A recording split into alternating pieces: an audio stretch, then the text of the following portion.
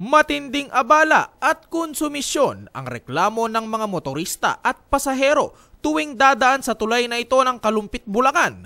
Mag-iisang taon na ang tinitiis na sitwasyon sa lugar matapos ideklara ng Department of Public Works and Highways o DPWH Region 3 na hindi na maaaring gamitin ang makasaysayang Kalumpit Bridge na huling isinailalim sa rehabilitasyon noong 1946. Hindi na raw kakayanin ng 66 na taong gulang na tulay na serbisyuhan ang mga motorista sa lugar nang matibag ang ilang bahagi nito at naputol ang steel beams dahil sa kalumaan.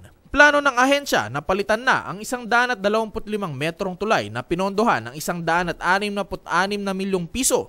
Pero ang apektadong mga motorista at pasahero umaangal na dahil sa mabagal na patrabaho. Isang taon na raw pero gilid pa lamang ng tulay ang natatrabaho ng kontratista. Si Noel de la Cruz na isang tricycle driver, halos mawalan na raw ng hanap buhay ng isaraang tulay. Tagal po yung ginagawa dahil nilang bilisan.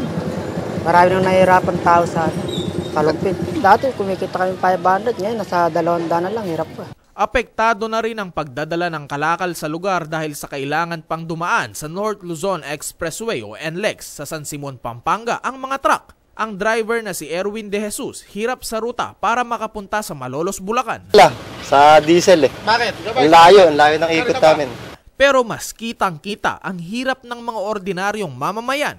Bago makarating sa Malolos, Bulacan at sa mga papunta ng Pampanga, kailangan munang maglakad ng mga pasahero sa 125 metrong gumuguhong tulay para makatawid at makasakay ng jeep. Doble gastos sa pasahe dahil 2 ulit sasakay ng jeep bago makatawid ng Bulacan at Pampanga. 15 piso ang pasahe mula Malolos hanggang Kalumpit, habang aabot ng 20 at 8 piso ang pasahe mula Kalumpit hanggang Siyudad San Fernando.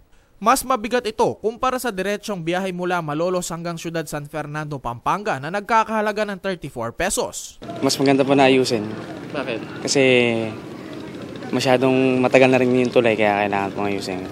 At kung babiyahe ka naman gamit ang iyong motor, isasakay muna sa bangka ang sasakyan bago makatawid sa Pampanga. 75 piso ang singil para maitawid ang motorsiklo. Sa unang pahayag ng DPWH, 4 hanggang 6 na buwan lamang ang itatagal sa pagpapagawa ng bagong tulay.